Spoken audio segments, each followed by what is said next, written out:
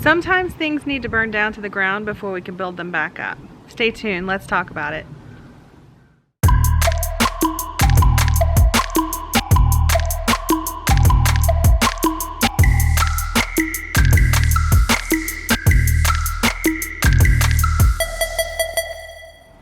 Hi everybody, welcome back to another video by Pan Society. I'm Cherie, and today I want to talk about some changes that can be very abrupt but are necessary to build back up.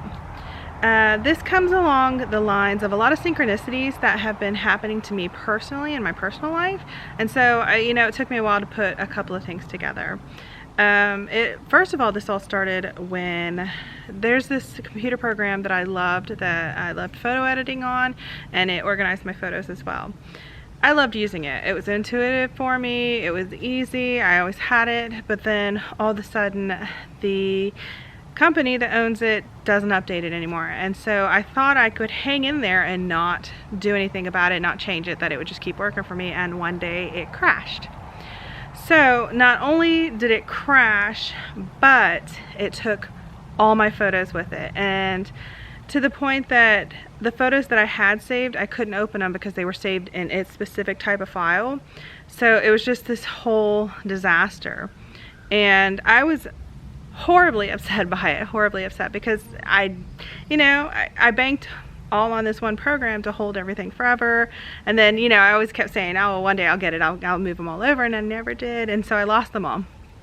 So, giving me some time to be upset about it and then to kick myself over it. But then I realized, you know what, I should have been doing stuff anyway. And then also, I had thousands of photos on there that I never looked at, that I never did anything with, and they were just taking up space. So then, in a way, it was kind of a blessing, because this computer crash, or this program crashing, helped me clear space, because then it helped me it forced me to find another program to edit my photos with, and to get out of my comfort zone, but also change file types and everything. So it forced me to do a whole bunch of other things that I'm actually really enjoying right now. This kind of energy is that like Kali energy, or this Oya energy. It seems so destructive and painful sometimes, but we need to look at it the right way, right? We had these lessons, or these responses coming the whole time about, oh, you need to change this, you need to upgrade, you need to move, or you need to do something different, but we always ignore them. And so when we keep ignoring them, then we have a big huge failure, like computer programs crashing, or houses burning down, or something. But we don't always have to look at them as devastations, because sometimes those things had to happen for new things to be built in those places, or new things to grow. Nature has a way of doing this too. We had an area next to our patio that we had these like pampas grasses growing there, and we had some help cleaning up, and there was a miscommunication, so those were accidentally cut down.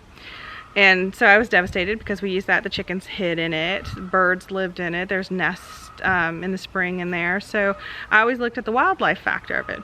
But when they were accidentally removed, these beautiful red flowers that I had no idea were there started blooming all of a sudden. So, nature finding a way to fill in that space. And also there was something that was there that always needed to grow, but it wasn't given the room to do it. So, maybe we should have been paying attention and allowing for that to happen. And I know this probably happens in nature all the time, that you always have to create space for new things, or watching like crazy chaotic things happen just so new transitions can happen, and new growth and new life. Another applicable way that I look at this for my life is I tend to hang on to a lot of things, because I'm a procrastinator on some things, big secret. But it's showing me that I need to start clearing away some things, because there's a lot of things in my life that I want to do and focus on, but because I'm holding on to other things, I can't do those because there's no space for them. So taking all these lessons together, I'm working on focusing on creating more space and not letting that destructive energy come in, that Kali or Oya energy come in and take everything from me, when I could be doing this on my own. But then also when those energies do come in, I take mind and thought into the fact that maybe it's time to do something about it. So are there any ways that this has happened in your life? Have you had some experience with that destructive force just to make way for new force? Have you seen it in nature or out when you're walking or hanging around your house or in a park somewhere? Comment down below, let us know. Thank you so much for sharing your time with us today. Don't forget to comment, share, like, and subscribe, and I'll see you next time in another pan video.